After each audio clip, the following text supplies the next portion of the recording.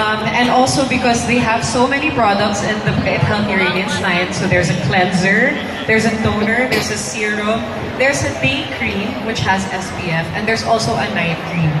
So I have all of it, but I don't use all of it every night. So if I have oily skin, so my skin is sensitive, but it's oily, hindi siya dry. So sometimes I like to skip the day cream and the day. I like to keep my skin as bare as possible. And then sa nighttime na ako sa skincare. But I feel like if I can give advice lang, one tip talaga for girls with sensitive skin, or even not really, is you have to cleanse your skin properly.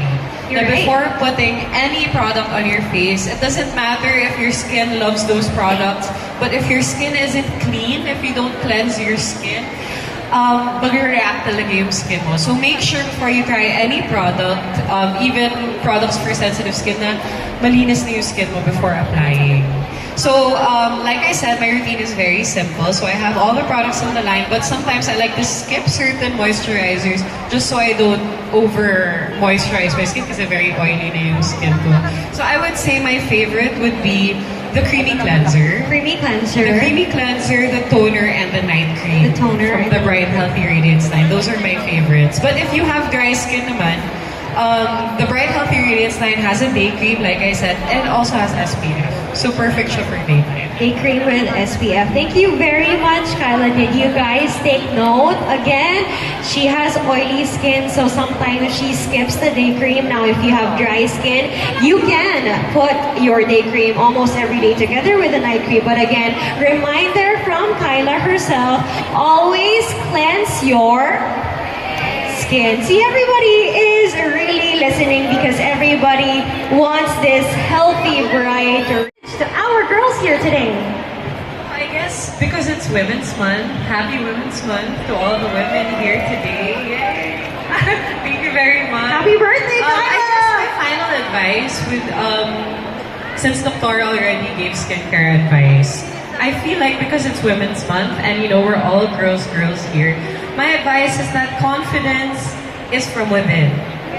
It's always going to be from within. You can have the best skin but not feel confident. I feel like it's important for you to shower yourself and self-love, eliminate self-talk, diba? Be kind to yourself, be kind to your skin, and be kind to the people around you.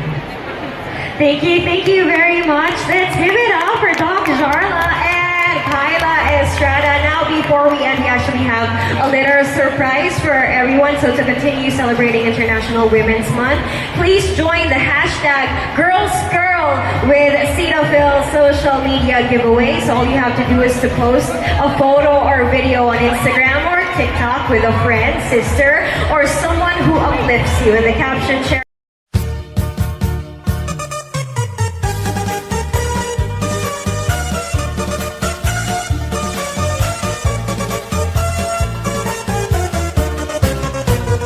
Anhi por lusanon, makiaangayon, tama abi-abihon, nan mapinuligon, waray ka iiliwon, kay pirmi malipayon, mahusay ang pamayhon, kamahiyong niyong.